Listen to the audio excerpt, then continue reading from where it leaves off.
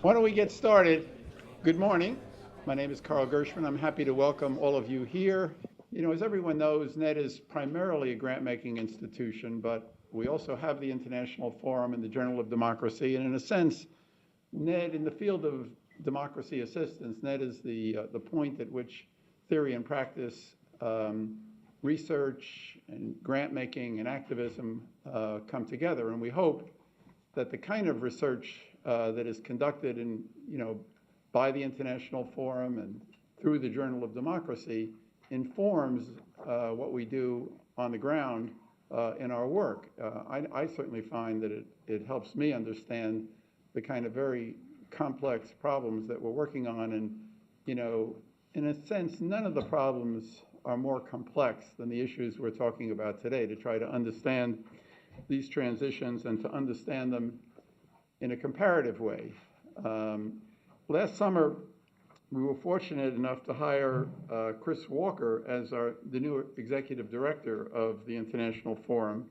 And one of his first major projects was this one on democratic transitions, which has gathered together leading scholars and practitioners on Eurasia and the Middle East to look at 6 transitions, 3 of them post-communist, Ukraine, Georgia, and Kyrgyzstan, and 3 of them from the transitions that took place in the wake of the Arab Spring in Tunisia, Egypt, and Libya. We started last December with a session that looked at the post-communist transitions. It was led by Alex Cooley, who's one of our speakers on the panel today. And that roundtable was followed by individual country sessions on Georgia, Ukraine, and Kyrgyzstan.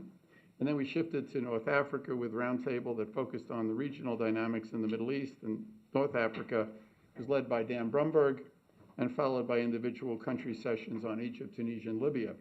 And today's meeting will be a culmination of these previous meetings and to try to see what kind of conclusions we can draw, what insights we have been able to take away from this process. I think it's very important, and I hope that what we learn will be able to inform not just the NED, but the broader community of people that work on these issues, and of course also people in the 2 regions that we're looking at, but also beyond that, since these issues really affect transitions globally. In addition to Alex and Dan Brumberg, I want to thank the other main presenters and commentators of the previous roundtable sessions: Karim Mazran, Amira Masi, Al Stepan, Michelle Dunn, Tammy Wittes, Amy Hawthorne, Sergei Kudelia, Katerina Pishikova, Erica Marat, David Abramson, Charles Fairbanks, Tom Dual, and Miriam Lanskoy. And we're especially happy that today's lunch will bring together Larry Diamond, Frank Fukuyama, and Don Horowitz, who are really 3 of the top scholars on these issues. And I'm happy to say that all of them have a formal connection with the NED, with Larry being the co-editor of our journal, and Frank being a member of the NED board, and Don Horowitz now being a senior fellow at our International Forum for Democratic Studies. And that session will be led by Mark Platner, who's the Vice President for Research and Studies here at NED and also the co-editor of the Journal of Democracy. And of course, we're especially grateful to Chris Walker for very thoughtfully and effectively shaping this whole initiative. He's working on a lot of other things, but this is really one of his first major accomplishments here at NED, and we're very proud of what he's been able to do. And it's now my pleasure to turn the floor over to Chris. Well, thank you very much, Carl. I really appreciate it. As Carl noted, today's session is the culmination of a series we've done over the last months, really looking at 6 cases in 2 very democratic, unfriendly regions and testing some of the assumptions about those. The first panel is going to look at these 2 regions. The second one will take a broader look with the terrific experts that Carl alluded to. I'd just like to take a moment right at the outset to say to everyone here that this was a very extensive initiative. A lot of work went into it, and it wouldn't have been possible without the efforts of the forum staff, including Jessica Ludwig, Dean Jackson, Sukanya Banerjee, and especially Melissa Aiden, who makes sure everything, just like this event, runs at a top-notch level. I'd also like to take an opportunity to thank Mark Plattner for his support and his unfailingly wise advice on all matters relating to this project and others. Just a few words about the initiative before we move over to the panelists.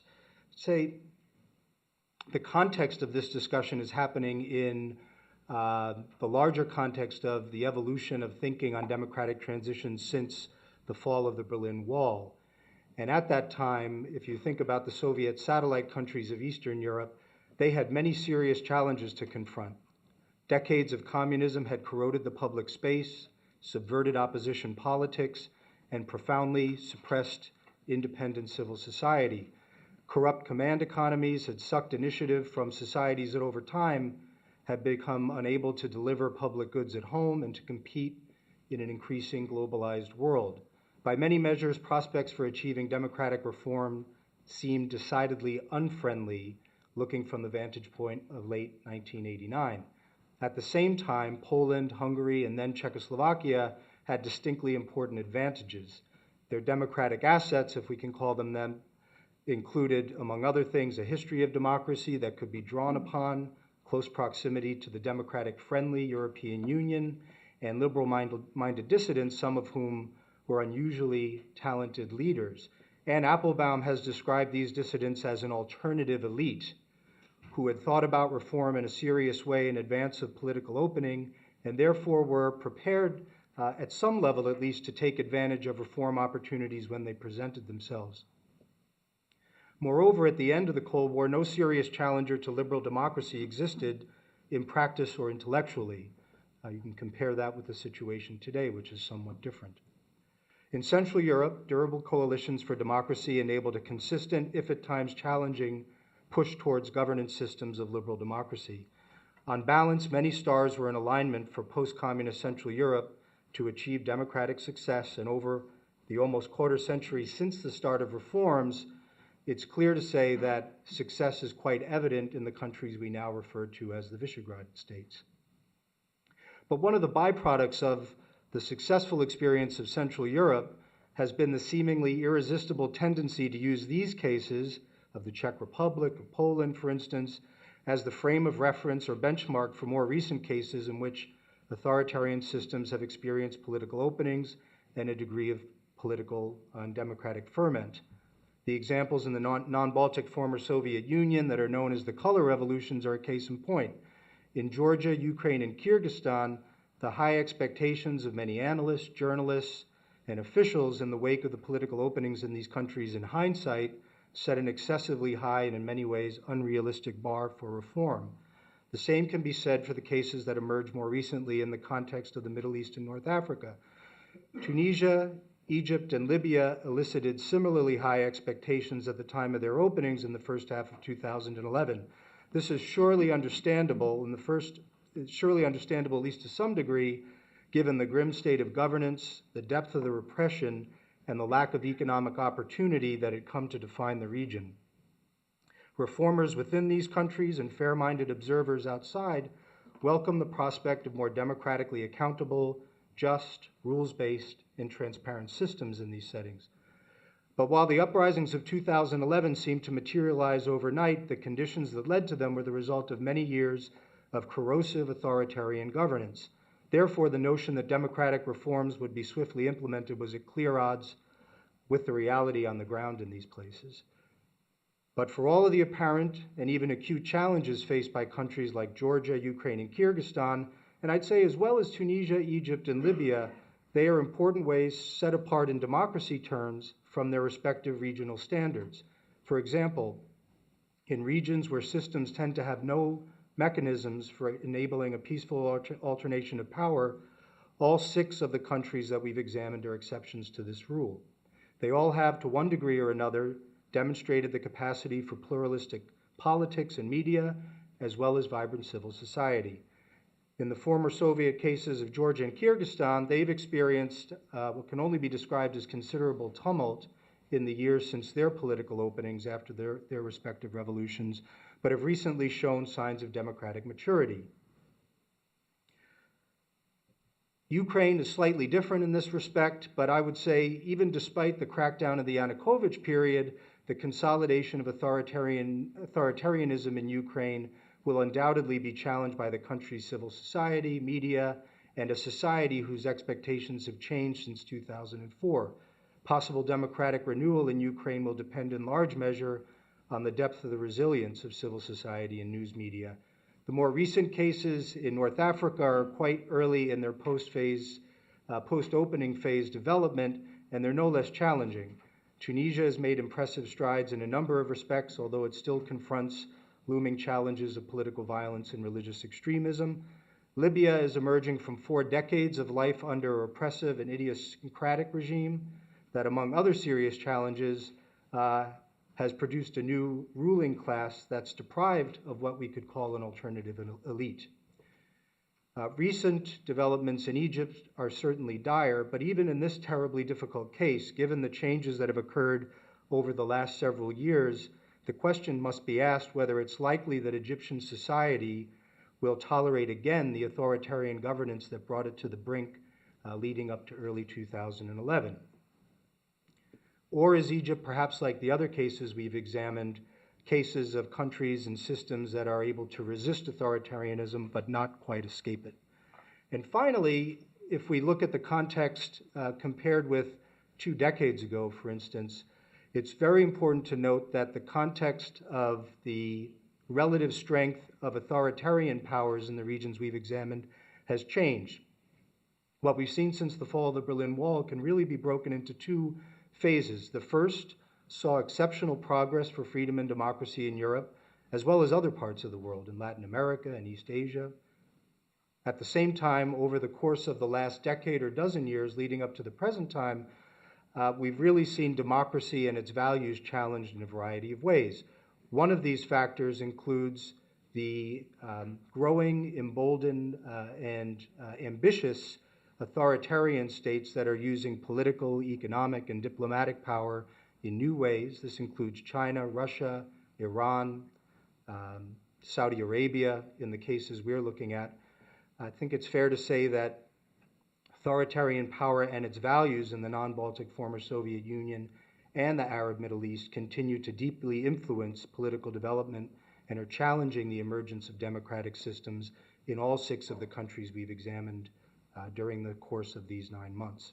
So with that, I'll say we're going to conduct today's panels as conversations. There won't be formal opening statements, but I'm sure the initial questions that the panelists are hit with will lead to a possibility for them to share some fundamental ideas.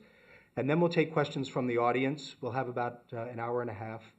I'd please ask everyone, if they haven't done so already, to either silence or put on vibrate their cell phones. I'd also note that for those of you following on Twitter, you can follow this presentation and contribute to the conversation by using the hashtag #NetEvents, or by following the International Forum @ThinkDemocracy, and you can follow the National Endowment for Democracy @NedDemocracy. So let me briefly introduce the panelists. I won't go through their bios. They're all terrific experts on pieces of the world that we're discussing and relevant questions to it. Let me start with Alexander Cooley, who is to my right, to orient myself. Alex is a professor at Barnard College and an author of a wonderful book that I would commend everyone to, Great Games, Local Rules, which embodies much of the most cutting-edge thinking on how Central Asia is evolving and how they're able to play powers off of each other in a way that I would argue doesn't necessarily contribute to more democratically accountable development in the region. To my immediate left is Matthew Kamiski, who's a member of the Wall Street Journal editorial board, but has, in addition to that terrific position now, wonderful experience both in Central and Eastern Europe, and more recently has been writing some really terrific and thoughtful pieces on the challenges to democracy in North Africa. Really very happy to have him here. And to my far left is Laith Kubba, who's my colleague here at NED, who oversees NED's MENA program. Very happy to have him. And to my far right is Nadia Diuk, who is the vice president for a very large part of the globe, which happens to include a big part of the world that we're discussing today. So it's wonderful to have Nadia on this panel too. And I'll take the occasion to start with Nadia, if I could, to ask the question, in the very complex set of issues that have arisen in the context of the Arab uprisings and all of the kind of post-uprising analysis that's been done, what sorts of issues do you think are most critical when we look back to what evolved in the Central European case and how the forces at work there that were pushing for more democratic system made their efforts to do so? I'm very glad, thank you for your nice introductions. I'm very glad you've actually asked me to say a little bit about Eastern Europe, because I think, as you pointed out, it does form such a frame of reference for all of the discussions we've had, and also has been something of a model in a sense, although in a minute I'll point out why it really isn't, for some of the subsequent movements, attempts to democratize in other parts of the world. But actually now, 25 years out, I think you can, at the time, the transitions to democracy, even though I have sort of like, I always feel a little bit allergic to saying that because we take it as such a platitude now. But those transitions, they seemed like such a natural process. They went more or less in a straight line from communist authoritarianism to democracy, and that seemed very natural for the next 5 or 6 years after those events had taken place. But in retrospect now, 25 years after, I think increasingly we're seeing that really was a very unusual case. There's been practically nowhere else in the world where so many transitions in so many countries took place on such a sort of predictable, logical path. So maybe we should try and pick them apart a little bit more than we have done, because they're really sort of, in a sense, unusual. Of course, they are the ideal, but there are many reasons why they were so. And maybe I'll mention a couple of points that I think are generally not thought through when we refer to them.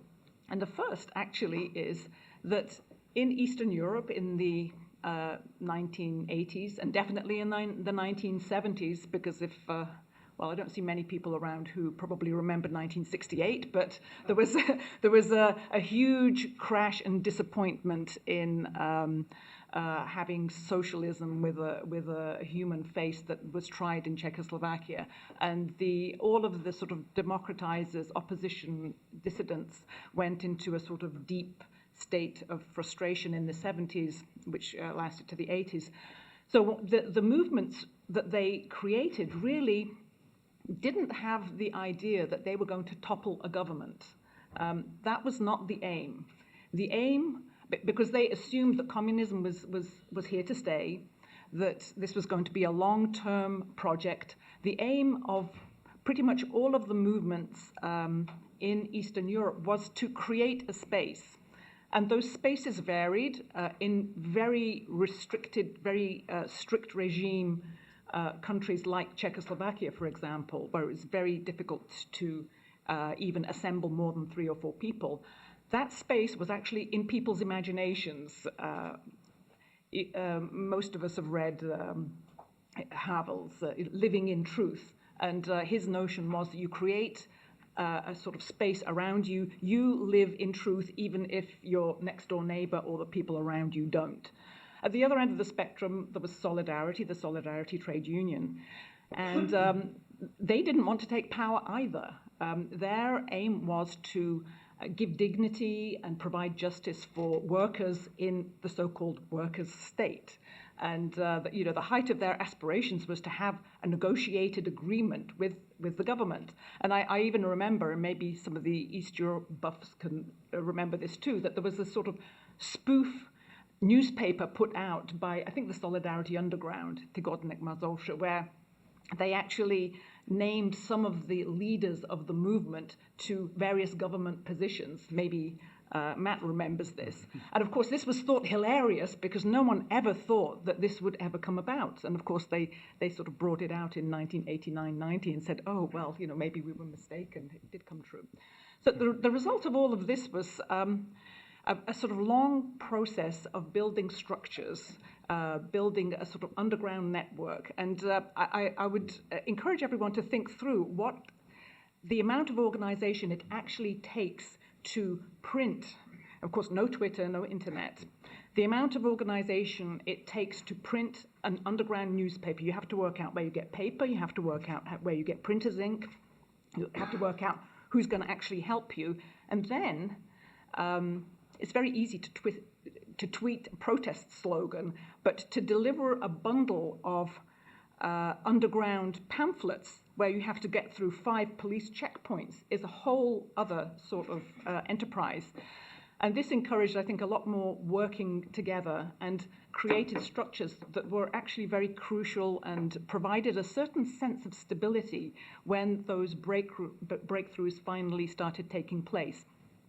And also, I'd add this sort of slow, painstaking building of structures and also production of literature, which in some countries like Czechoslovakia, literature was the best thing that they could probably do. They couldn't organize.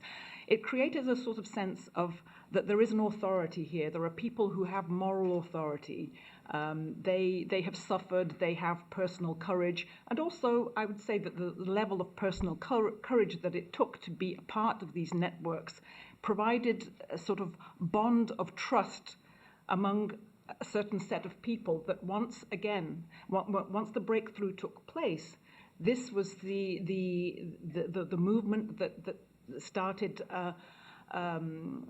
that created stability for the sort of elements of democratic politics to start taking place.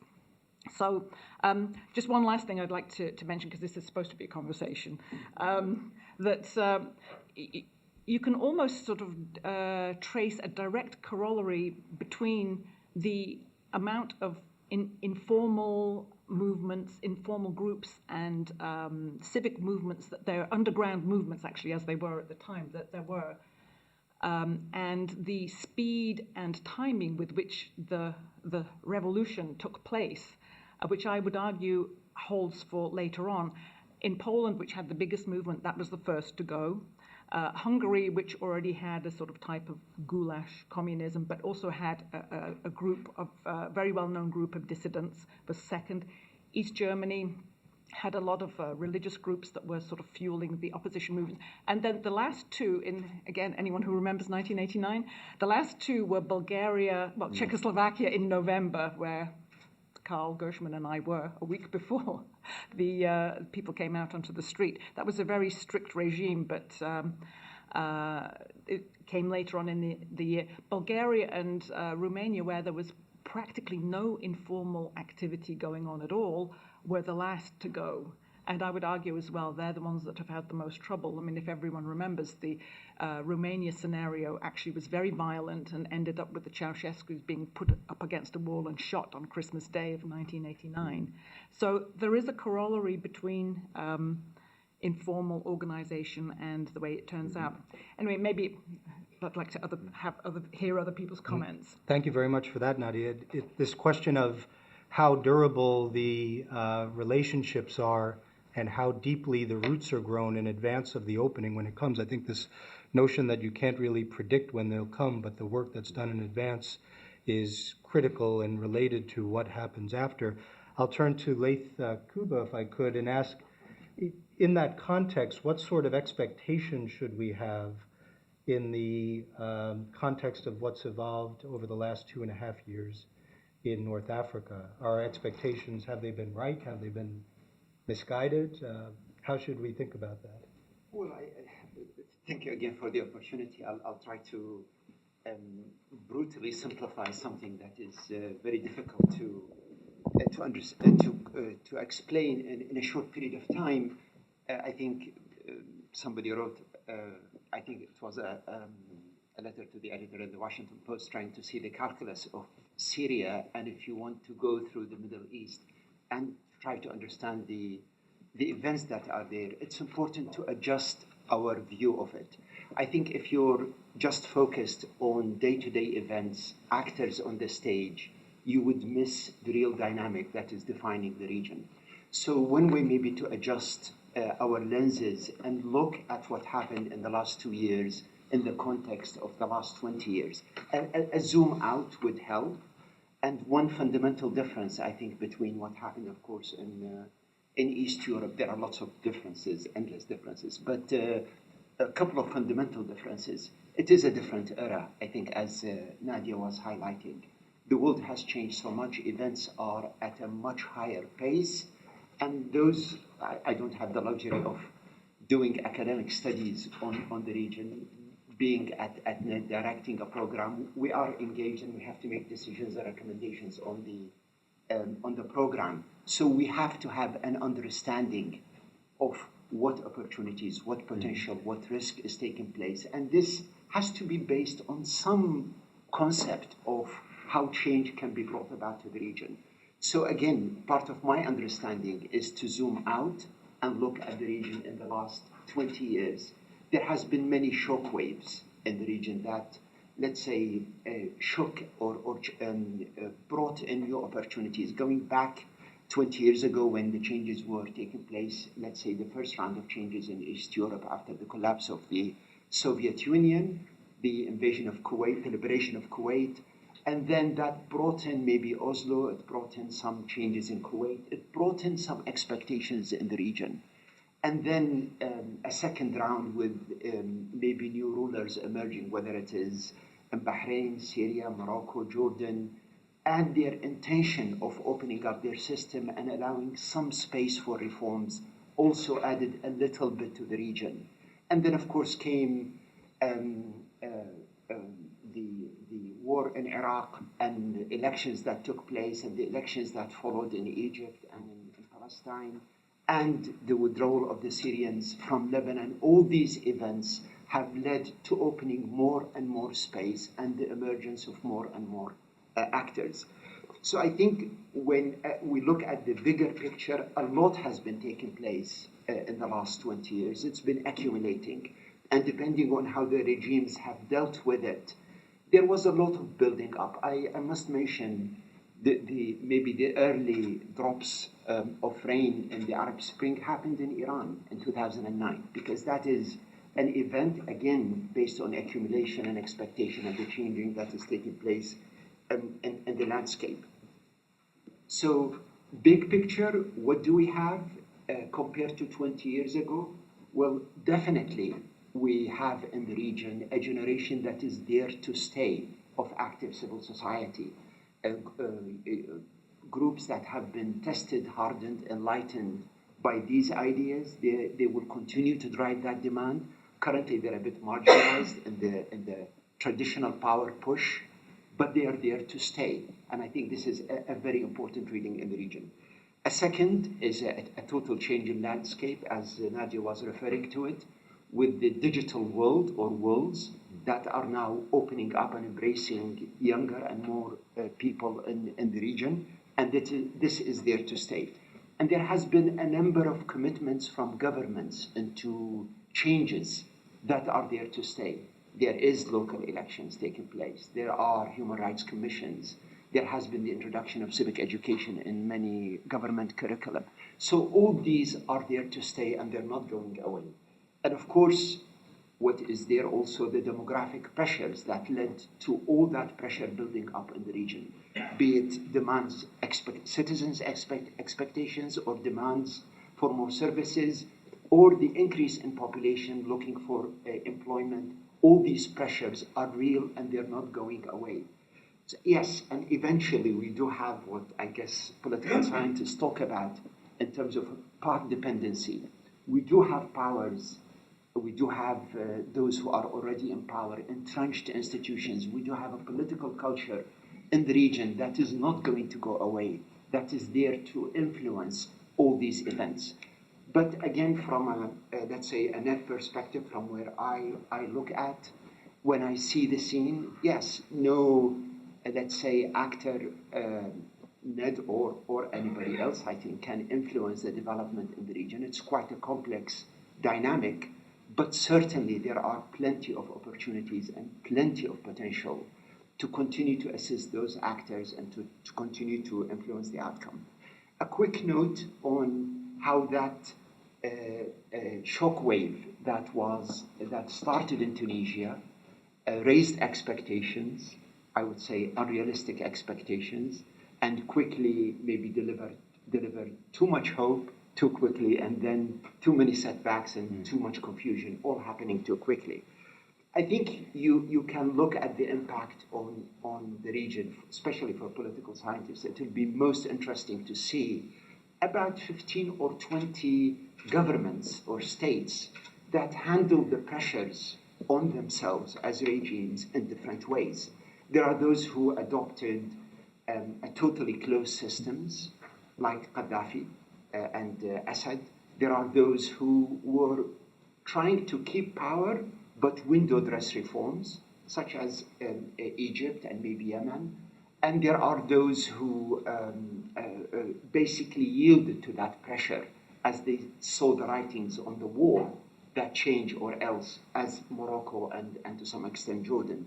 But I think the worst that we have in terms of reading those lessons, in my assessment, is how Gulf states have reacted to it. I think that's the only, let's say, group of countries, be it led by Saudi Arabia, where their reaction to the whole historical movement towards change is to fight it back. And I think if there are eyes set on when could be the next upheaval, I don't know when, of course, I don't know, 2 years, 5 years, 10 years, but certainly it's going to be in the Gulf regimes because they are the least equipped currently to read the lessons or make any adaptation. This is a very quick tour. I guess I stop here. Thank you, Laith. One question that comes to mind in Laith's observations connected to something Nadia mentioned is, Nadia, you mentioned that the number of people that were active 20 years before the changes was rather small. It was a small group, if I heard you correctly. I was at a session at another conference not long ago where an Egyptian made the observation that it's important not to lose sight of the fact that in Egypt, just 10 years ago or so, there was a relatively small group of really active forces, people on the ground.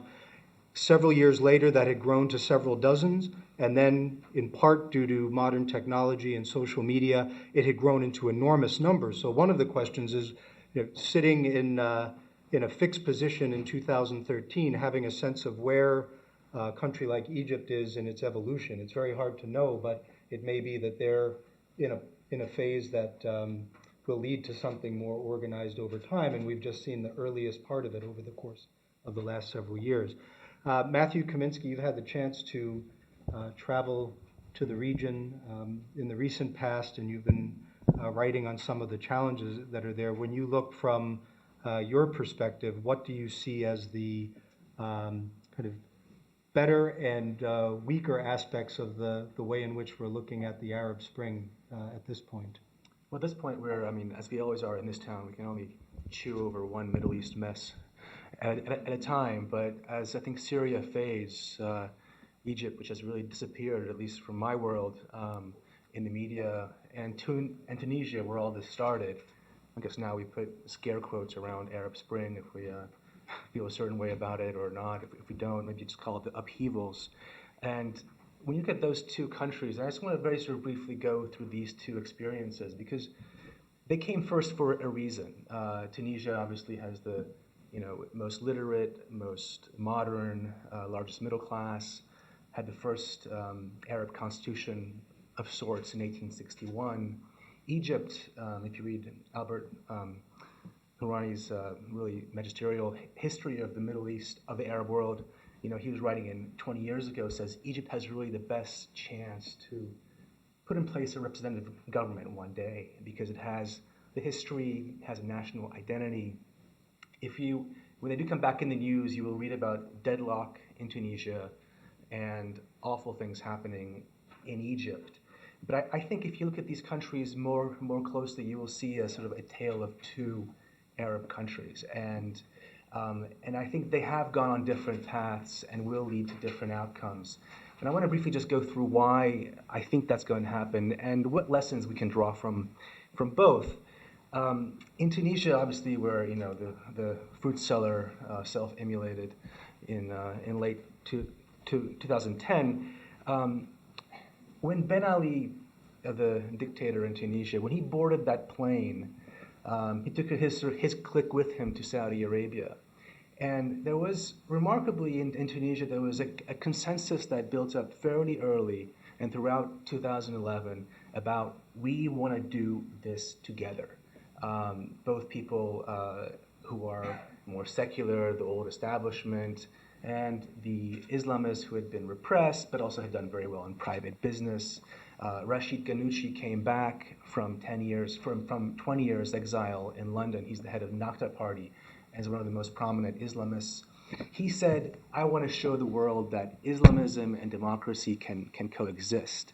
I've learned my lesson over many years. I am 70 years old. This is the legacy that I want to leave behind.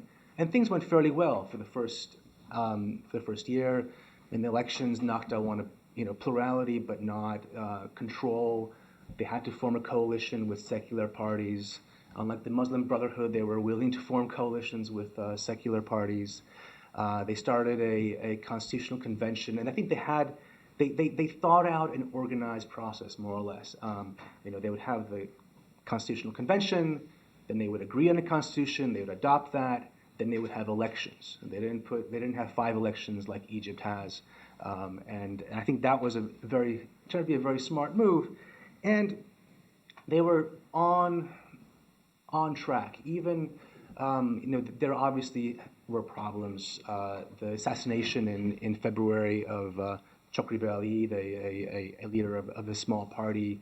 There were national protests. It showed that the Salafists were out of control, that Nakhta was probably not taking the threat of violence from their right flank seriously enough.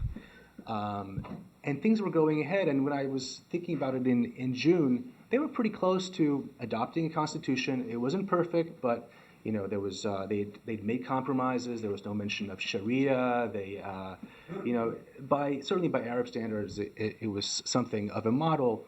And what really knocked them off track in June was was a second assassination that brought protests, but it was also the events in Egypt that gave the secular groups in Tunisia a kind of a light bulb went off and said, aha, there is a way to fight these Islamists who seem to win more votes than we do in elections. And 50 of them withdrew from the Constitutional Assembly, so they couldn't adopt a constitution, and they've been in this deadlock ever since. I think there's reason to be guardedly I hate the word optimistic talking about the Middle East, to not be fatalistic about what might happen there. I think one of what it shows, there are serious people. These are not, great statesmen. As you mentioned, in Eastern Europe, there were decades where you had this alternative elite that could grow up. That didn't happen in these far more repressive countries. But both Ghannouchi, who is a flawed man and made his mistakes, I think he thought that when he won the elections to lead the Constitutional Assembly that he'd won power. So they'd appointed governors and mayors and didn't think of the backlash. He was very slow to recognize this threat from the Salafists and was trying to court them. There were moderates in Nakhta, including the first prime minister, Jebali, who said, after the first assassination, we should create a technocratic government of national unity. He was pushed out. But I think the moderate forces in that group seem to be regaining some leverage. On the other side, there's an 86-year-old leader of the most prominent secular party who served in government for 50 years, and name is Esebi, and they both seem to recognize that they need each other. That that neither the secular, who are the sort of hardcore secular elites, mostly who tend to be middle to upper middle class, they can't put down 1/3 of the country. They can't just sort of grab it by its throat. And I think Ghanouchi, at least at least he says, and I think you can say by his actions, understands the same thing, that he cannot have total power, that, this will need to be a process of compromise, and that's the only way you can avoid the Egyptian scenario. And they're sort of working something out. Nadia says, we want to, guarantee that we will have a vote, and the seculars say, well, we want to make sure we have a constitution, and hopefully by the end of the year, we'll have at least one positive story out of that region. The tragedy of Egypt, I think we all know here in this room, obviously, but also I think the last 2.5 years has showed that we were lying to ourselves a little bit about what happened in Egypt. I mean, the stories of the young activists, those are great stories. I remember I went to one of Larry's events at Stanford where he brought in one of the young leaders of the Egyptian movement, and she was talking about how when they put out the first tweet or the Facebook message, come join us, and they thought, I think it was on January 25th, 2011, and she thought, behind them there would be several hundred people. And they were just shocked that they turned around, there were thousands of people marching. And there was this, they just couldn't believe. So we thought, when Mubarak fell, that it was a real revolution. It was not a revolution. It was not a revolution in the sense we understand it, because the people who ran Egypt before Mubarak left office are the same people who ran Egypt the day after he left, and the year after he left, and are running it today. And I remember spending time in 2011 in Egypt, and it was so clear when you had any dealings with the SCAF, which was the Military Supreme Council of the Armed Forces, which was sort of the transition leadership, that they had not thought out an orderly process like Tunisia had about how to transition to a democracy. But not only that, they didn't want to have an orderly transition to a democracy because they wanted to protect their own interests. The second myth is that the Muslim Brotherhood was a revolutionary force. The Muslim Brotherhood, throughout its 82 years history, has always had one foot outside the system and one foot in the system. Sometimes they got they got beat up by Nasser, and they got, and now again, but they've always wanted to work through the system to take power and to basically put a sort of green veil on an authoritarian state. And there was no one in the Brotherhood like Ghanouchi who seemed to understand or was able to be a bit more gracious, to reach out and say, let's all do this together. We need to include everyone. Moreover, the Brotherhood was always willing to strike backroom deals with the military. That was true. They didn't take part in the first 5 days of the protests. Throughout that spring of 2011, there's always some sort of, where the secular liberals were left out. They struck their own deals. And until, I think, 2 days before he was forced out of office, Morsi thought that Sisi, the current, dictator in Egypt, would back him. After all, Morsi put him in power, last year only. He was supposed to be somewhat loyal. And I think the third misunderstanding about Egypt is that this is Islamism versus secularism. It just distorts the realities of, I think, the political dynamics in Egypt. This is a pure power struggle. If you think of seculars, don't think Democrats. Think statists.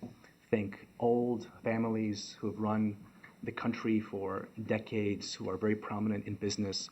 In fact, one of the mistakes that Morsi made, Sam Tadros, who's at Hudson, pointed out to me, there's one family who just had someone in power, close to power, for going back to before Nasser under Farouk. Someone from this family always had some leading position all the way through the Mubarak years. It was the first time where, under the Morsi government, that this family was not represented inside the government. Morsi didn't try and co-opt these people. But moreover, these people, these 5 million civil servants out of a population of 80 million, these old families who, when you go up to Heliopolis or in these sort of really grand suburbs, if you go to the campus of the American University in Cairo, This is sort of, the other power in this country. And this power, they have much deeper roots in the previous authoritarian system than the Islamists, who were always outsiders, who didn't have access to the patronage state. So seculars, I think, are both not necessarily friends of democracy, but in fact are opposed to it if it threatens their interests, but also, benefit from state patronage and a more statist system.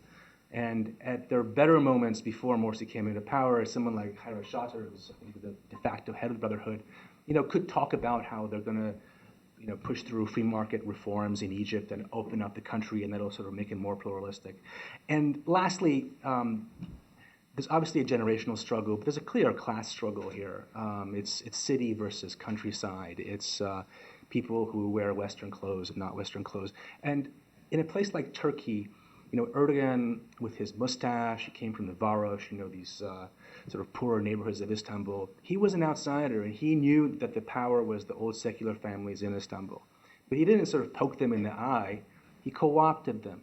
And that's what you need to, and this is a form of a pact. He made the pact that I will make you richer. What you have will not be threatened with me in power.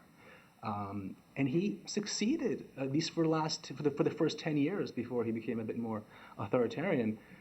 Turkey is far richer than it was then. And that's the kind of pact that was not made in Egypt, but it was done by choice. A friend, Michael Hanna, who's a great Egypt analyst, says, this is actually the catastrophe of choice. It didn't need to happen the way it happened. There were choices, even after this coup, there were choices made that you could have had this popular support to start again. Let's just press the reset button on our transition. But no, the Brotherhood wanted bodies in the streets, and the military was more than happy to give it to them. And we're at a place where the military is now much more powerful than it has been, arguably forever, and where there's much more violence than you ever saw under Mubarak or Nasser is a different story, but it's a very worrying trend. And this will come back to bite them, obviously, because repression, you always pay cost. Thank you, Matt, for that. This question of structural factors limiting things and agency, which is in essence what you're saying with the possibilities of choice, is very important. I think the fatalism will set in if outside observers and inside observers start to view this as their fate, because the structures don't permit choices. That will be a very dangerous thing for more positive outcomes in these settings. In addition to this, if we look at the challenges in the regions that we're examining, if we look back over the last decade, and in fact, in the Georgian case, it's hard to believe, but the end of this calendar year will be the 10th anniversary of the Rose Revolution. You have some evidence and some diagnostic perspective now on what's evolved in Georgia and some of the challenges they've had. To be sure, many of those challenges have been internal and of political actors' own making, but they continue to have the challenges that come from being in a very tough neighborhood for democracy and having some very influential, non-democratic neighbors. And you've looked at these issues very deeply in the Eurasian context. I wonder if you could sketch out for us what you see as the key points in that regard. Yeah, sure, thanks. And my apologies to take the conversation back up, way up in the air. I think one of the challenges for academics is exactly as was identified previously on the panel, to try and figure out how we can be more precise. When we say the external context has changed, okay, yes, so what? How? And what difference does it make? And what can we do about it? And I would say there are some points in which perhaps there are some policy recommendations to come out. There's some things we can't really do anything about. We have to accommodate ourselves. But I think being precise about some of these mechanisms of what's the difference between 1990 and 2010 or 2014, that's an important one. And that's something that drives some of my research on these so-called values questions. So I would really point out three areas where I think the world has changed in meaningful ways that is challenging democratic practice and democratic promotion, right? One is we see across Eurasia, and this is, I think, one of the claims that still a lot of people are skeptical in my book, but when I try and present Central Asia as not a backwards-looking place of old great games, but a window into what a multipolar world looks like, right? That these new, just quirky practices, institutions developing in Central Asia, they're going to be, if not copied, they're going to be disseminated in similar ways. And so what we see across Eurasia, and I think in some parts of MENA now, first of all, the rise of counter norms and counter practices to traditional democratic practices. This includes, for instance, the backlash against civil society, the coding of civil society and NGOs and democratic monitors as security threats or threats to the state, and legislative action really to cut them off, right? And so you see a wave of this following the color revolutions across Eurasia quite rapidly. These anti-NGO laws, anti-foreign funding laws, are adopted across Central Asia by Russia within the span of 18 months. Now, the question is, with this latest round in Russia, so the foreign agent law, will this also be wave number 2 of this clampdown? And there's the possibility that Jagorko-Kanesh in Kyrgyzstan is considering a similar version. So I think that's one counter practice. Adopting institutions that emulate the form but not the substance of democracy is another, right? The rise of what I call phony election monitors across the region, right? The CIS monitors, the SCO, Shanghai Cooperation Organization monitors. And what are Chinese monitors doing in Kyrgyz elections, right? Now, you're going to say, well, they don't follow UN guidelines on best practices and so forth. But if their purpose is to give the election legitimacy, if their purpose is to, on election day, have the mic go around and them sign off on them, then I think they are doing something to counter regular election observation. And then I think across Eurasia, and I think you see this too in MENA, and certainly GCC, the rise of these kinds of regional level security organizations and treaties that lump democratic activism into the security threat. And this isn't just the abuse of sort of counterterrorism. This is providing a legal mechanism through which security services can exchange information, create common blacklists of suspects, go on each other's territories to conduct these criminal investigations, as the SCO anti-terror charter does, and I believe the GCC New Security Pact does.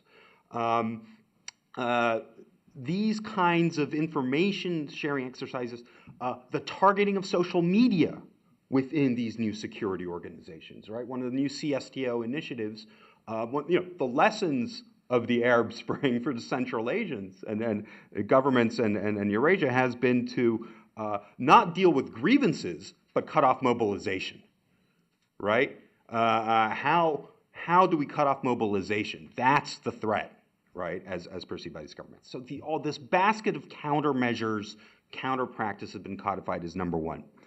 Number 2, it is a different world in part because we have other axes of power and other axes of patronage. And I would emphasize patronage. The rise of China and Russia in Eurasia as providers of public goods, and I think comparatively the Gulf countries in the Middle East. Now here, I think the mechanisms are more indirect. It's not always the case that an external patron that's not from the West wants to undermine democracy.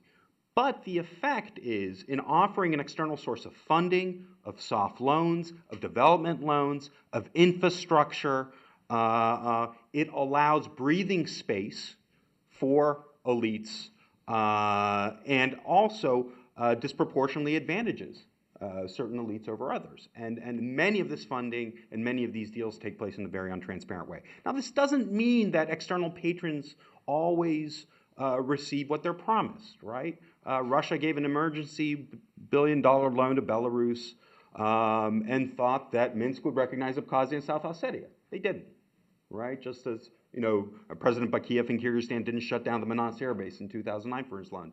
But nevertheless, having these alternative sources of funding, right, and the perception that there are new games in town gives leeway. If you think about how Morsi is able to limp along for months as the Qatari money is coming in, delaying implementing the IMF reforms, hoping he could get to the election before he can do it, I think that's another example of this dynamic. So external patronage as sources of public goods and elites seeing that they have options.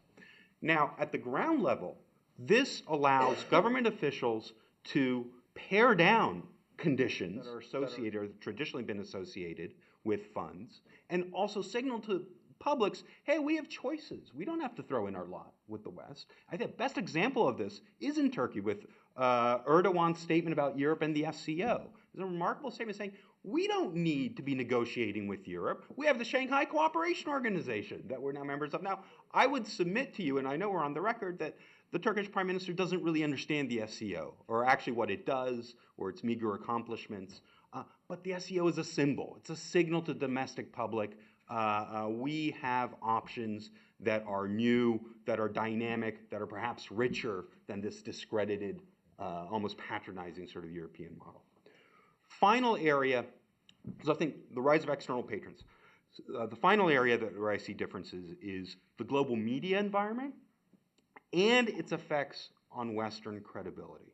So in the early 90s, mid-90s, we had pretty much, the West had a monopoly on global media. We talked about the sort of CNN effect and, of course, global newspapers and dissemination and so forth. That's no longer the case. Not with Russia today, not with a whole host of Middle Eastern channels being beamed by satellite. Now, in some ways, this creates pluralism, all sorts of different views. We have a global competitive media marketplace. But in terms of Western credibility on democracy issues, it creates the following difficulty, that it magnifies almost instantaneously inconsistencies in Western policy. Now, I'll submit to you that the West has always been inconsistent on democratic issues, right? When it had strategic interests in places like the Philippines or Thailand, it gave way on norms issues. But in many cases, it was able to keep these relationships segmented, compartmentalized. What Al Jazeera does, what Russia Today do, all these sort of global media outlets is they instantaneously show differences in Western policies, and especially on the values issues, specifically to discredit Western credibility on values issues, right? So all of a sudden we see, oh my gosh, the US has a different policy to Bahrain than it does to Libya, than it does to Egypt, than it does to Syria, right? And similarly, US has different policy to Uzbekistan as it does to Georgia, as it has to Ukraine. That I think is much more difficult to cope with. And you know, the overall, what I term academically sort of hypocrisy costs that result from this are growing. And just one final academic call out to a great academic. His name is Ed Schatz. He's now president of the Central Eurasian Society. He's conducted focus groups in Central Asia where he asks respondents questions about their support for human rights and democracy, just generically principles. But he varies who the quotes are attributed to. For the most part, his focus groups, when these comments about relatives of supporting these principles come from domestic sources, they're relatively supportive, right? All of these groups in Kazakhstan, Kyrgyzstan, Tajikistan, very random. When the quotes are attributed to the U.S. ambassador, right, or the U.S. president, the support goes way down. So cumulatively, this media barrage, I mean, some of the problems are absolutely of our own making, for sure, but it's had an effect. And so I think that global media credibility dimension is sort of a third one. So none of these are destiny, so to speak, but I think they do pose, I think, very different challenges on their own terms. Thank you for that, Alex. And I think the media question is a terribly important one, both for the transnational dimension that you alluded to, but also for the domestic context within these authoritarian settings, precisely because they're really oriented towards attacks and tarnishing alternative ideas, typically the ideas that would suggest some sort of democratic progress, rather than offering up any sort of meaningful alternative. Yep. It's pretty much the standard. Nadia, perhaps you can say just a few words on how things look from your perspective in the color revolution cases now. Ukraine is a good example of a country that, as we speak, is being pulled like a wishbone in the context of the European Partnership Agreement. And that's just a kind of symbol of the larger challenges it faces on this count. Yeah, it's sort of interesting. A couple of days ago, I saw some cartoons that are being now spread through Ukraine through YouTube. These were sponsored by the Luhansk Communist Party, which I'm assuming is actually a very poor party, so they must have gotten the money from somewhere, to produce this sort of very simplistic, speaking about media wars, a very simplistic cartoon showing why Ukraine, which is portrayed as a sort of nice, beautiful woman with flowers in her hair and Ukrainian national costume, is sort of reaching out to her natural partner, who is the Russian muzhik on the other side of Russian guy on the other side of the fence, and this is a natural partnership, and the snake in the background is the European Union. So it's media has become a real battle, but. Just taking it back to the question of color revolutions, I know that there's been a lot of disillusionment in terms of the fact that these revolutions took place, and there are many reasons why that we can discuss why they didn't succeed.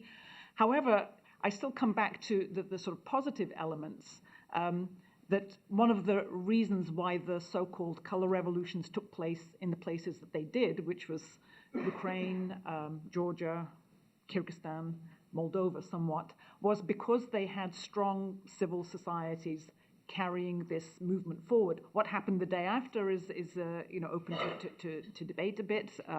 Ukraine carried on for a little while in terms of having a sort of hopeful aspect to its government until that all sort of crumbled fairly miserably. However, if you look at the countries that now are being offered, the first sort of step towards Europe, it is precisely those countries that had the color revolutions. So, for better or for worse, the color revolutions sort of stood for something. Ukraine is hopefully going to be able to sign an association agreement. Moldova and Georgia will be initialing. It's a three-stage process. And when you look at public opinion polls in all of those countries, they are overwhelmingly oriented towards Europe. So anyway, I don't want to take too much more time because I know we want to open it up. And Laith, just briefly, if you would, can you give your sense of what we should think about in the coming period in the North African context in terms of how the democracy community in these countries should think about their next steps, just in very broad terms? I mean, it's clear by now that the novelty of this young innocent revolutionaries or students who went out and triggered all these upheaval in the region, that novelty wore off, and we're back to reality. But as I said, I do not take the negative view at all. I think the challenges that are facing the region are expected. I think some of them, this backlash that is in Central Asia, all of its features are in the region, yes, with some complication. But I think in the traditional areas, if anything, what has changed in the region, yes, we have more tension and conflict that comes with inevitable change. Whichever way you want to see, and change is coming to the Middle East, it's just unescapable. Whichever way you want to play it or delay it, there is no risk-free, cost-free. It will not happen. They're bound to be winners and losers. And I think those who will lose from change are bound to do everything. We've seen the worst case in Syria, how the Syrian regime and maybe the minority that holds power is reacting to that challenge. Maybe we see it in a much intelligent way in Morocco, where the king has read, as I said, the signs on the wall and is giving more space. From our perspective, I think if anything, it's more of a reason why we at NED and others who do our work should do more. Definitely should stand to help those who are now assumed ownership of a democratic or calling for a democratic future. Yes, they are a minority. Yes, it's an uphill struggle because there is a culture. Yes, people go back to what they know best. Yes, old interest would push back. All this is given in any scenario. But I think the reality, there are those actors, they are on the move, I think the odds are in their favor. I think the expectations were a bit high to expect them to deliver everything in 2 years. That was just unrealistic. That I think was a hype, maybe a wishful thinking on our part. But if you look at the reality and the potential that is ahead, I think a lot can be done. And as I said, I personally am pleased to be at NET to help do it. And just to follow on Laith's point, Matt, if you agree with this proposition that change is inevitable and that there are forces of change underway demographically in terms of expectations that are coming, and you have a whole range of forces on the ground working, including authoritarian ones, to achieve their preferences and their outcomes, what should the thinking and the public argumentation perhaps be in the community of democracies in thinking about what will invariably be a difficult and long-term challenge in the Middle East? I think that sort of for us, i.e. the West, the U.S., it's not fashionable these days in this town, but it's important to realize that we do have a stake in the outcome. We can try and shape the outcome, and our enemies are certainly trying to shape an outcome that is not in our interests. This is true in Syria, in the middle of a war with a clear Russian and Iranian intervention. It's also true in Egypt, where you had the spectacle of the Saudis bailing out the secular establishment with billions of dollars to ease the path to an even more military-dominated government than you had there before. It is not easy. I think there's some of the debate over Egypt. Should we cut them off now or tomorrow or yesterday?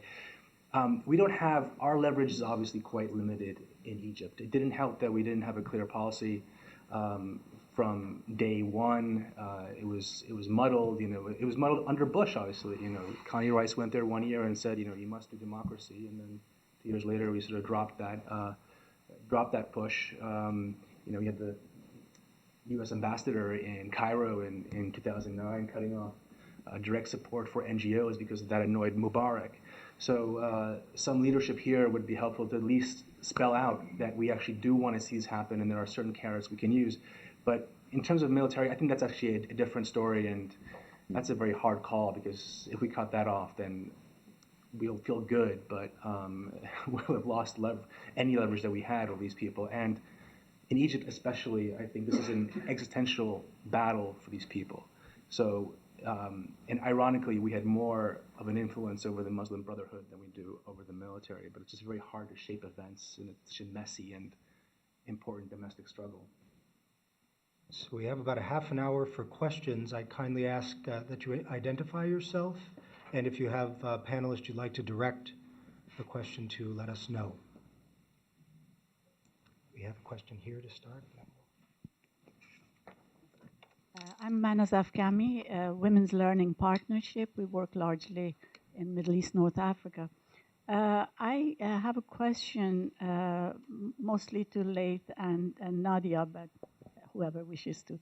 And that is that from our work in the region, we have been noticing more and more that some of the arguments that were being used by political actors, which were largely cultural religious, are now being directed more toward economic issues. The questions are often the competence of some of the religious establishment who seeks power to run governments, to run modern governments, to create jobs, to create spaces for people to innovate, to connect to the rest of the world. So aspirations seem to be evolving in a way that takes the sheen off of some of the attractiveness of the more religious contingent. And it's true what Laith said about some of the over-enthusiasm about the youth participation in mobilization of the uprisings recently.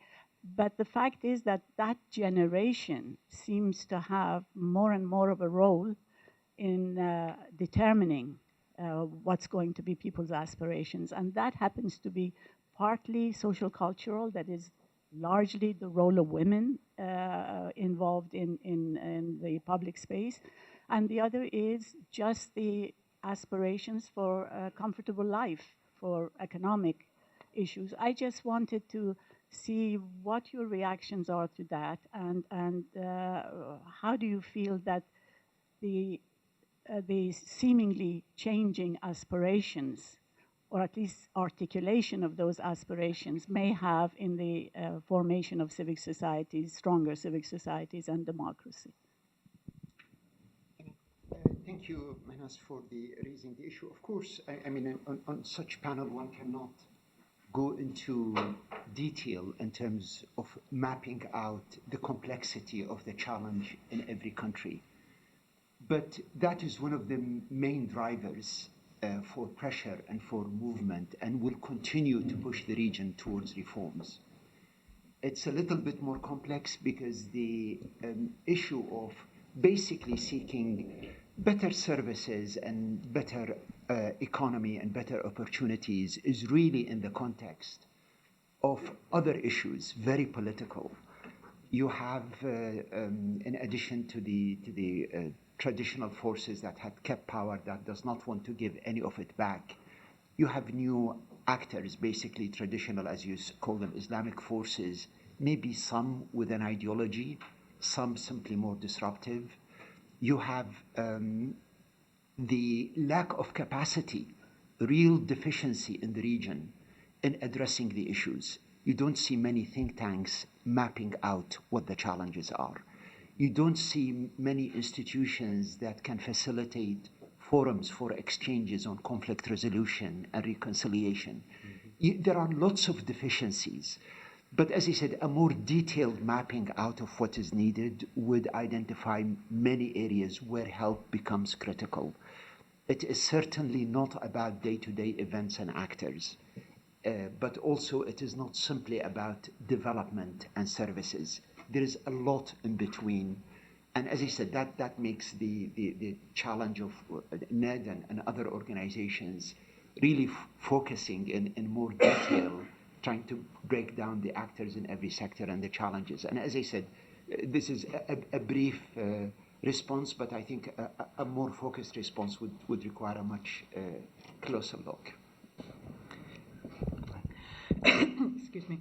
Let me just put this into the context of the color revolutions, but it also allows me to make a point about the sort of more recent kind of internet-led street protests, which is that inevitably when you get 1 million people on the streets, there's this euphoria and sort of sense of carnival and the sense of, oh, we've toppled the dictator, which leads people to believe that they are all powerful. They are the voice from the street. They are the sort of new order, and that anything is possible.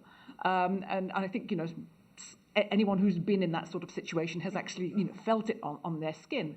So what happens then the next day? That everyone packs up their tents, goes home, and everything kind of collapses. And you realize, unless there's been a structure and a sort of approach to all of to a real transition, that in fact everything is the same as it was before.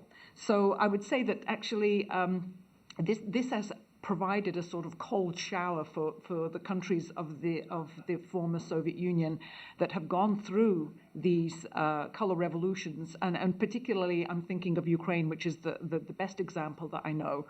When people went back home after the Orange Revolution, they thought that the government, President Yushchenko, who'd been and Prime Minister Tymoshenko, that they would do everything for them, that they could just go back to their houses. And it's not a case of changing aspirations. It's a case of understanding that they can't hand over their mandate to someone else and just assume that someone who's been a leader and is now in government is going to do it for them. So what I see around that region in particular now is a sort of a better sense of reality and a more of an inclination to really look at what's going on in their neighborhood and look to accountability. And I would say in that region, it's not so much a sort of economic well-being, but it's really the impunity of the sort of police structures, security structures that still is not under control. And that's what's driving people, I think, in those situations. We have Sarah Chase and then Radwan Masmoudi. Thanks. Sarah Chase from Carnegie Endowment. Mostly for Alex, and this is an idea that I've been grappling with a bit, so I may have trouble formulating it. But I'm wondering if adding to your 1, 2, 3, whether there's not a bit of a discrediting of the notions of democracy due to I think some of us tend to forget that democratic practices were meant to result in something. They were a means to an end, which was, broadly speaking, social justice. And I wonder whether during some of these experiences, even including some of the Eastern European countries, there was a way that some organizations were able to sort of masquerade as political parties, and we all in the West kind of saw them as political parties. Whereas, in fact, they may have been, to some extent, networks that were really aimed at extracting resources and managed to also, just to make it a little more complicated, glom onto the kind of economic liberalization and make it more extreme, and whether this isn't also somehow affecting today's climate. Thanks. Yeah, I mean, absolutely. The sort of unfulfilled products of supposedly all this democratic promotion, unfulfilled promise, rather, that's definitely something you find throughout the region. I think this way of looking at it as alternative networks, although cynical, I think there's a lot there analytically, right? And get back to the Georgian case. One of the things we found after the colored revolutions was sort of taking the democracy rhetoric almost as a kind of a tribal marker of political affiliation, geopolitical orientation, us versus them. And it was used, and I think the Saakashvili administration did a lot of good on the state building side, but I think the democracy rhetoric that it took, it used quite cynically. In part to create good Democrats and bad Democrats and so forth. And then that feeds back into, I think, some of the legitimacy questions about Western credibility, how Georgia became a proxy for, Western U.S. battles in the post-Soviet space and so forth. So yeah, so the concept, I think, is quite malleable. And then, of course, I certainly think, and Sarah Henderson has written about this too, that it took a while for grantees to learn the norms of applications, of how to put together a good project, learning about deliverables and assessments and so forth. The industry itself obviously has a language, and the language has to be learned. And perhaps some actors can, while committed to some of these issues, are better positioned to employ it than others, and so I think that's part of it too. Finally, I would say, just on the kind of the creation of new networks idea again, you're seeing some of that from some of these alternative patrons in really interesting ways, and I think the question of I think I mentioned this in my comments for the first session we had. The question of scholarships is a really interesting one to me. If you look at just the sheer number of students in Eurasia that are now going to study in China, right, or Russia, and you think about the sort of downstream effects in terms of networks that's going to facilitate, while here, what are we doing? Because of the budget situation, we're cutting things, the Muskie program and this higher education support, which I think was our best sort of tool. We're diminishing our networks, and those networks there are expanding. So, but yeah, I think it is its own thing, but I also think it feeds into these other dynamics, sometimes in very country-specific ways. Yeah, just very briefly, I think Sarah makes a really good point about, in all these transitions, the bad and the good, the previous elites tend to do okay, in fact, very well. And the question is, and that's part of the price. I mean, in Poland, the former communist elite did very well in the early 90s. That caused a lot of resentment. But because in Poland you had, fairly, good institutions of the media, the press, you had the judiciary was independent. Those people did well at first, but once it was a more open and competitive market, they didn't do that well because the source of wealth was not access to power and to, basically corruption. Russia, which was said to have a shock therapy, in fact, didn't have shock therapy. The insiders got everything, but to keep everything, you have to stay an insider. It's a bit like in Africa, you really don't want to leave power, because if you leave power, you lose it all. Great point. Thank you. Radwan Masmoudi. Good morning. My name is Radwan Masmoudi. I'm with the Center for the Study of Islam and Democracy. Thank you for excellent presentations. I have three very quick points. The first one is, of course, as you all mentioned, we need to realize that democratic transitions are inherently difficult and take a long time. They're not easy. So now that the euphoria has died down and the huge expectations have died down, it's really important that we focus on, patience and perseverance, and not on giving up, and not, doomsday scenario that, because we haven't finished democracy in 2 years, everything is failed and the Arab Spring or Arab revolutions have failed. It takes time. These things need a lot of time and need a lot of effort. And I think this is important to realize that. And also, we need to focus on Tunisia. We really need a successful model in the Arab world. And right now, Tunisia is not getting a lot of attention or a lot of support because it's a small country. It may not be strategic, for the US. We really are not doing enough to help Tunisia, and we need Tunisia to succeed, especially after what happened in Egypt. My second point, and it's a question to Laith, is about dialogue between Islamists and secularists. I've always said, and I believe, this is the heart of the problem, because we have two competing images and visions for what democracy will look like in an Arab Islamic country. And this dialogue between Islamists and secularists is vital if they are going to work together. It's really important that we find ways for them to agree on a common platform, on a common vision. I agree with Matt, this is what made the difference in Tunisia. And this dialogue failed in Egypt, 8 months ago or 12 months ago. And this is why we see what happened in Egypt. There was no dialogue. And Ned used to be working in this field between 2002 and 2009. And then I don't know why, all of a sudden in 2009 or around that period of time, you stopped working in this field. This is critical. Dialogue between Islamists and secularists all over the Arab world is critical if we're going to find a way for them to coexist and to work together for a democratic future. So perhaps we can have Laith answer that question, That's right.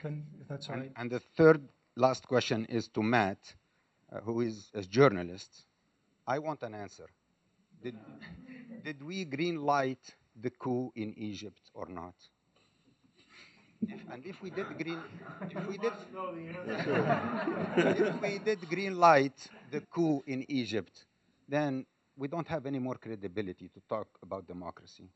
I thought we were the Brotherhood's best friends.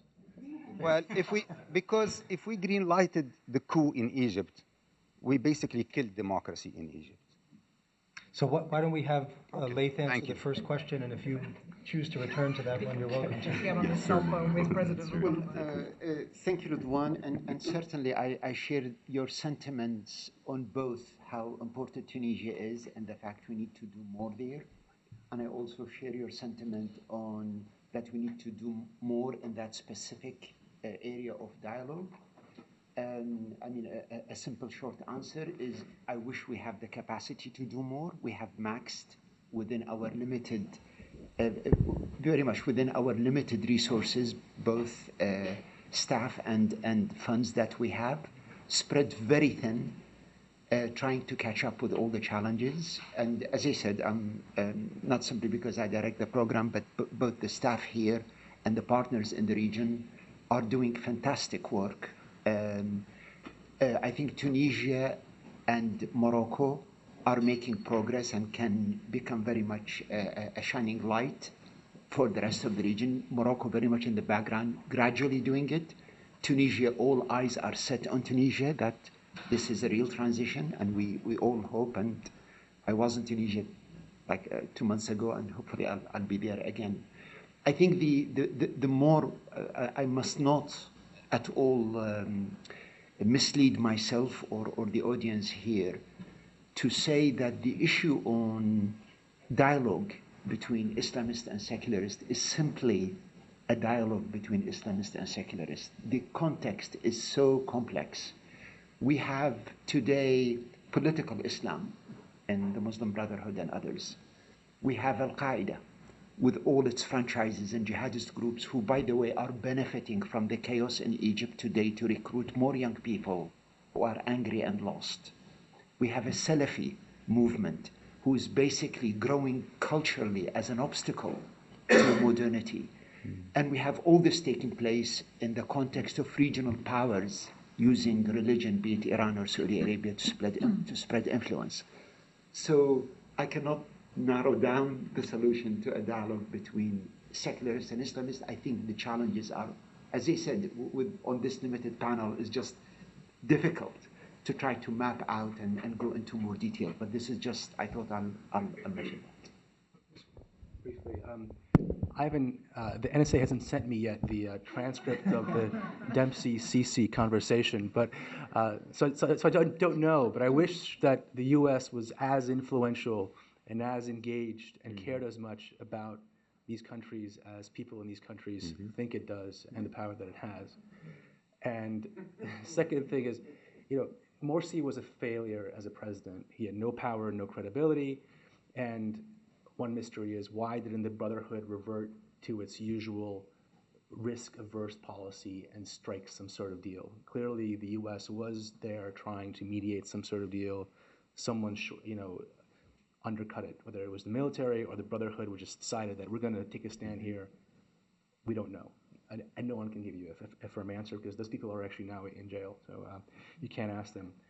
And the second thing is, unfortunately, the military, to resolve this political deadlock, it reverted to what it knows how to do. There are a lot of ingrained habits in these countries that we must overcome to move forward. Michael Allen. Thank you, Chris. Mike Allen with the NED. Both Laith and Alex have stressed the geostrategic context of these different transitions, but I wonder whether there are at least two factors that have been relatively neglected or should be more strongly emphasized. One is in terms of the economic context. The one single factor that both the collapse of communism and the collapse of Latin American authoritarian dictatorships had in common was, frankly, both were undermined by the shift in international terms of trade, and particularly the long-term increase in interest rates, which made those economic models unsustainable. By contrast, today, we look at the West, and as the Tunisian finance minister said on a recent visit to the Brookings Institution, you in the West have chosen the worst possible time to have an economic crisis, because that crisis is not only an economic crisis, it's also, as we see both in the US and the EU, it's become a crisis of democratic governance. And so in terms of the credibility of authoritarianism versus democracy, we're in a different ballgame. And of course, that has important implications resource-wise, which again, the panel has touched on, but which I think we should emphasize more. In terms of resources, the Saudis, as one analyst pointed out recently, Saudi Arabia provided more economic assistance to Egypt in 1 month than the United States provided to all of the post-Soviet transition economies over several years. So we're talking about a radical shift in the respective balance of power, at least as far as resources go. Secondly, firstly, the economy. Secondly, in terms of civil society, I agree with exactly everything that Alex has said, but I wonder whether it's one should be even more pessimistic, or whether it's more serious than that, in the sense that these regimes are not simply curbing civil society organizations and placing impediments, legal and operational impediments. They're actively engaging in civil society through their own proxies, funding their own civil society or uncivil society organizations. And again, one can look at Iranian funding in Afghanistan, in the Levant. One can look at the Gulf Salafi funding, which again is dwarfed. Gulf Salafi funding in Egypt is dwarfed democracy assistance from the West. And of course, we could talk about Chavista funding in Latin America and elsewhere. So I'd invite comments from anybody on the panel. And if we could, thank you very much, Mike. Maybe we could have the question from Gerald Hyman as well, and then do those two together because we're running out of time, and we still have 3 more on the list after that, if that's okay. Thank you. I'm Jerry Hyman at the Center for Strategic International Studies. I'm a little reluctant to ask this question because it has a sort of cliche dimension to it. But I appreciate what you said about the history, the social structure, all these kinds of things that affected the way these transitions took place. But I wonder, as between the colored revolutions and those in North Africa, it seems to me that you still have to come back, don't you, to the Islamic dimension of some of this in this way. There wasn't an alternative, and Frank Fukuyama can address all of this later on because his book is so misused and miscriticized, I think. But the fact is it's fine to say that the ancien regime has now learned how to protect itself and so forth and creating new structures. But the fact is that there were really no alternative ideas of what should happen after the old regime fell. And there was also the attraction at the time, at least, of Europe, which has diminished a bit now, to Central Europe and also to Ukraine and Georgia and the colored revolution countries. Don't you have to take into account, though, in North Africa, unlike the rest of the world, or at least much of the rest of the world, and certainly is the case in South Asia, which is the area I know better, the attraction of an alternative way of organizing the state and society.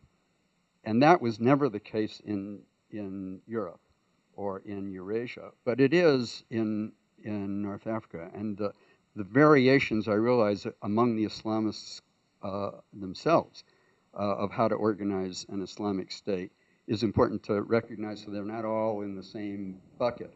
But the fact is, isn't that there's an alternative way of organizing society to liberal democracy, at least in the heads of people who are out there protesting. And that tension was not the case, I think, in Central Europe or Eurasia, and still isn't today.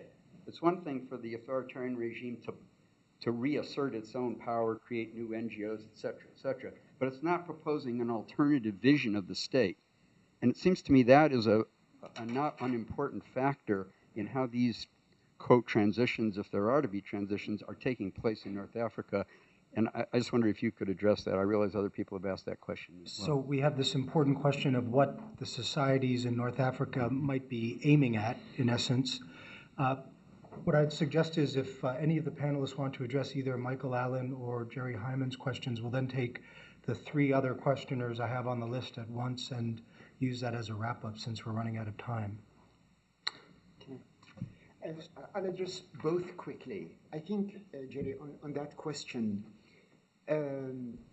yes, of course, the question is out there. From where I stand, let's say, again, I'm not a political scientist, I think we're safe to assume that there are core ideals and principles and concepts that, irrespective what system you design, if you don't adhere to them, the system will be dysfunctional. That is the sovereignty of people, the concepts of freedom, of rights, the checks and balances, all these nuts and bolts or pillars of a democratic system. The actual way of how you get there and how you address them and how you reconcile them with other concerns is, of course, would be the calculus of the local actors. Everybody had to work it out, and maybe with slight modification, it would not look a photocopy of liberal democracy in the West. We don't, I mean, at least at NED, we support groups who adhere to those principles, and there is a lot of room for debates and working out the details. This is a little bit distance from us, but when it comes to the pillars, we're very clear in advocating that. And I'm aware there is now an emerging China model that is trying to sell itself maybe as an authoritarian something. And again, some people will use it. But certainly the thrust of groups who we're dealing with, they're very, very clear on the pillars of democracy that we advocate. And very quickly, Mike, to go back to some of the points you've raised. I think in addition to what Mahnaz was referring to earlier, when it comes to tapping into the youth and tapping into even the broadly women's sector, there are many areas that have potential that for us need support, and in our analysis of the potential, we can see a lot of opportunities. One of them is all the economies in the Middle East are more or less frontier economies. There is no real productivity there. It's a heavy intervention of state, maybe the exception is the Gulf, and the power structure is very much army plus tribal minority, some elite groups around it, no participation, very much a patriarchy culture of assuming I'll look after all of you and I'll give you services. There's huge potential in trying to organize the labor market, both in the informal sector and those who are basically in, it's not an industrial state, but there is a lot in the informal sector of small owners of businesses. This is a safe bet. All governments, all actors, all political parties would welcome programs that will help developing that area, developing youth, and giving them more opportunities. All these are safe bets. We are facing for the first time awakened dictators. The Arab Spring or Thunder, call it what you like, has awakened dictators that those programs are not innocent. They do lead to existential threats as far as regimes are concerned. As I think, as it was said in a number of factors, how they are responding to that challenge. And yes, maybe they would take similar measures. In our bet and analysis, it doesn't matter how you play it, the pressures eventually will get us there. We're just trying to hope to minimize time and cost before we get to more democratic systems. Before we move back north, I just want to briefly address Jerry's point about this Islamic alternative. In the authoritarian Middle East, the choice was very starkly put between the secular model and the Islamic model, and this argument was made most convincingly by the secular dictator in power. A funny thing happened in all these countries when you have elections. These parties actually want to win votes. So whatever the Muslim Brotherhood leadership really wants to do deep inside, their campaigns, as Erdogan's campaign, as Nada's campaign, was about clean government. We're good people, you know us, we're not the corrupt elites that live down the street from you. It was about jobs. It was basically about, we're going to help create a better life for you. It was not about creating Iran. And in power, I would actually argue that none of these parties really got very far, even if they wanted to, in Islamicizing the society. Granted, they didn't have much time. Another funny thing that happened is that these elites in the city suddenly realized who their co-citizens are. A lot of these countries are not that far from the feudal period, and I say this as an East European. When you go from a big city to a village, you're shocked by how conservative these people are. They wear headscarves. This is true in a lot of small villages. And so elections were a form of get-to-know-yous, and this get-to-know-you was a bit of a shock for a lot of people who suddenly realized that a lot of their neighbors don't think like them and don't holiday in the south of France. But the last thing is that I think we've always overestimated how deep the support for these Islamist groups are. There's a fluidity. These were very early elections, and as in Eastern Europe in the early 90s, you had people sort of voting very strange ways. But the Brotherhood has a base, but doesn't mean that it's 25 or 33% or even half the country. I remember being in the Nile Delta talking to an illiterate baker. He's like, who'd you vote for in the parliamentary elections? Oh, the Salafist. Why? Well, he seemed kind of nice, not corrupt. I knew him. So who are you going to vote for in this election? This was the second round of the campaign for president. Oh, Ahmed Shafiq. I was like, Ahmed Shafiq? You mean Mubarak's prime minister, the secular candidate? It's like, yeah, I sort of realized that the Salafists, they're nice, but they're naive, they don't really know how to do anything. So I want some, order and stability. I'm a God-fearing Muslim, but I don't like the Brotherhood telling me how to be a Muslim, and they're kind of weird because they're kind of a sect. So this is, I think, representative of a lot of Egyptians. These are such early days that you don't have people who've been, Democrats or Republicans for, 3 generations. They're just experiencing it for the first time. And this fluidity is something we, should have been allowed to grow, but at least it's been stalled in Egypt. Alex? Yeah, just very quick on Michael Allen's point. Yes, excellent, both points. On the civil society dimension, I had just talked about, cutting off one side, but the other side of the coin is exactly what you said, the Nashi phenomenon, sort of I call it, right? The creating new civil society actors that really aren't about civil society, and that's a practice that's diffused. The economic point is really good, and it's important, and absolutely the financial crisis diminished the credibility of the West, and it's led to these alternative forms of economic largesse. The silver lining, I would say, is that at some point, because the sums are so staggering, as you say, there are going to be some fundamental discussions, debates emerging about transparency and accountability in a lot of this aid, right? So, true story, China funds almost entirely a new national road in Tajikistan. It views it as a gift to the Tajik people. A month after it opens, toll booths go up. This British Virgin Island registered company, Innovative Road Solutions, I'm not kidding, starts collecting tolls, right? A revenue stream goes, we all know where it goes. Stories like this, it's the very kind of mixed nature of what these funds are doing, I think, that are going to possibly create some openings. And in that way, perhaps, I think, sort of salvage some civil society activities as vis-a-vis these alternative donors. But I think, both the points are valid. The acronym of Innovative Road Solutions boggles the mind. It is. So we have 3 questions remaining. If we can do them very quickly, I'd be very grateful, and then we'll have to wrap up so we can get to the second. I have the gentleman here, I think, had a question, and then the woman here, and then Mater for the last one. Thank you. I was glad, Alex, that you talked a little bit about the crackdown on civil society and in Russia. And of course, the same thing has also happened in Egypt. I have a little personal knowledge of that because I'm one of the convicts in the NGO crackdown there. But I wanted to talk about the impact on democracy and hear from some of the other panelists. What has been, first of all, has there been enough pushback from the West on this point?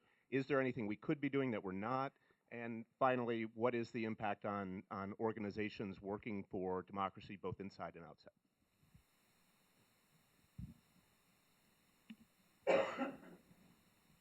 Go ahead. Oh, hello, I am Victoria from Lithuania. So it's a great pleasure to be here. Yesterday, actually, I'm presenting Parliamentary Forum for Democracy as well as Young Leaders Forum. So yesterday we organized a meeting at the US Congress about what parliamentarians can do in those regions to strengthen democracy. So I just very quick comment that it is a very unique experience to be here after 20 years of independence of Lithuania and to hear how respected scholars considering what was happened, what was our goals and the way we felt. So what I'm trying to say that, and I want to take opportunity to thank all of you because I think all of you are working here to strengthen democracies all over the world and in these especially countries. And actually 1 week ago, we organized Young Leaders Academy from Eastern Partnership countries. And what I saw that there are 2 categories of young people. One of them, they just go and do things and change, and they believe that they can change. And that is, I think, the main factor in Lithuania to be a successful story in becoming a democratic country. And another category of the people, they think, oh, we need more money, we need more grants, we need you come and do for us. So I think it's very important to invest in young generation to empower them to go and and make those changes, because as everybody believes that democracy cannot be imposed from outside. So that mentality and culture and believing that what they can do is very important. So Thank you very much. Thank you for all of you, what you are doing. Thank you. Thank you for that. And then the last word to Matar.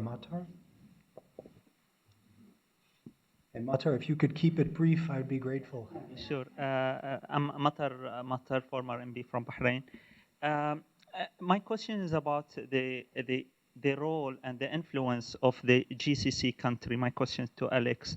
I think there is ongoing deterioration in the region.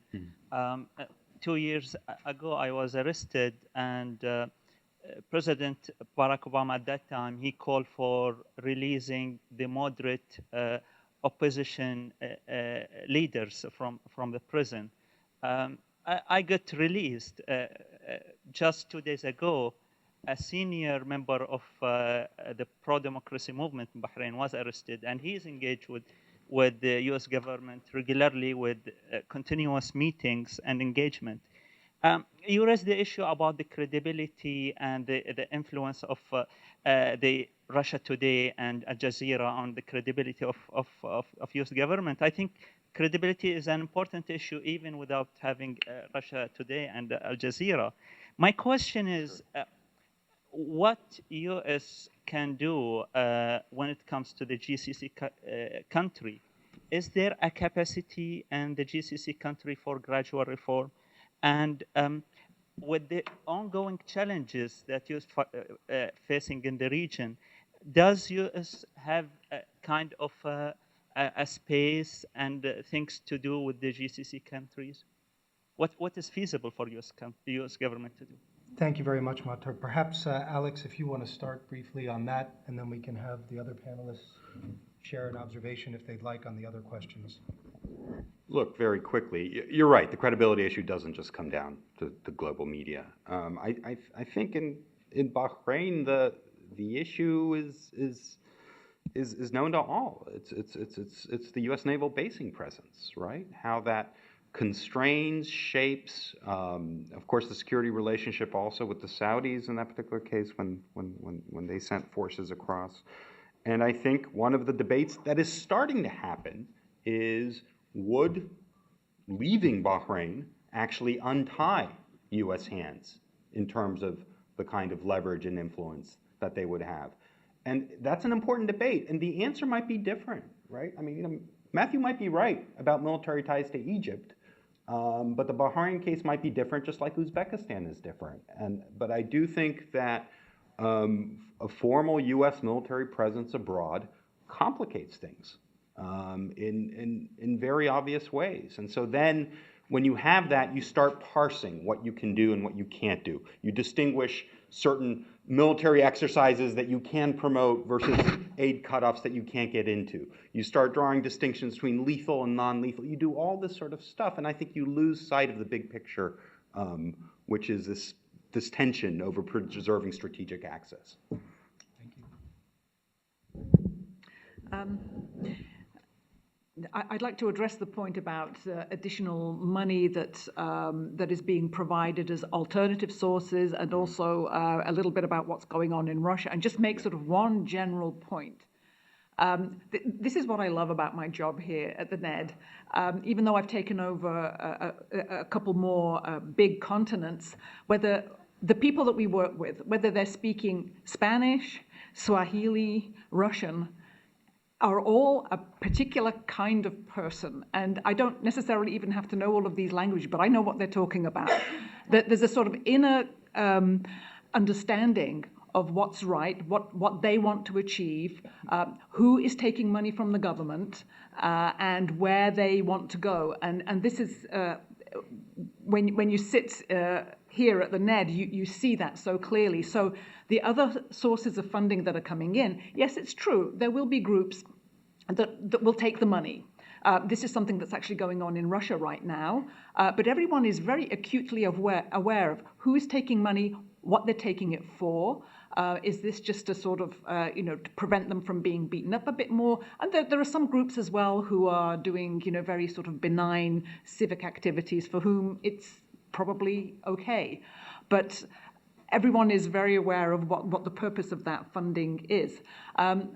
More on Russia, the crackdown there has actually achieved a very interesting effect. Very few groups have actually very few groups have registered as foreign agents, and I think the government is now having to reconsider a bit, because I can say, without giving any details, we're getting more requests than ever now to support civic activists and young people too.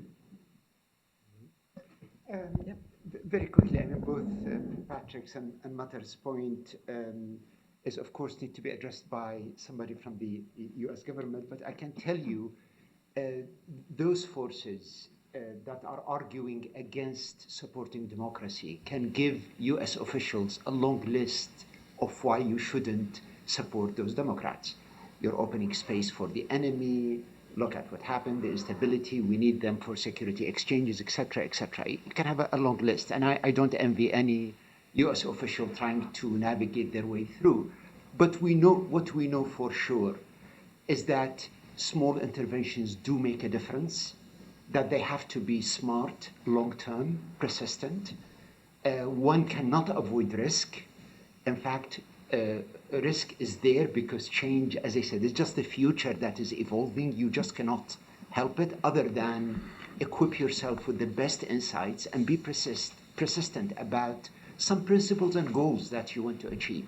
And I think with that, as I said, at least with a non-governmental organization, we do bring smart, constructive intervention. Nobody is after more risks just because they have novel ideas. It's very responsible. But I think it is irresponsible to assume that dictators, people who've been in power, who've been tested not to deliver the goods, to be given one more chance to stay longer in power. I mean, I don't want to go in detail about Egypt, but how can you expect from the army and the NDP and all the former people who were in power all these years to deliver the changes and put the revolution or the reform back on track? On what grounds? So I do believe, as I said, with smart insights and assistance, one can help the region get better. Laith, thank you very much for that, and I'll take the opportunity to thank Matt Kamiski, Alex Cooley, and Nadia Diuk for really thoughtful and insightful observations on some very complex issues, tying a lot of disparate strands together, both historically, politically, and otherwise. It was really terrific, and thanks to all of you for your attention and your questions as well. Thank you.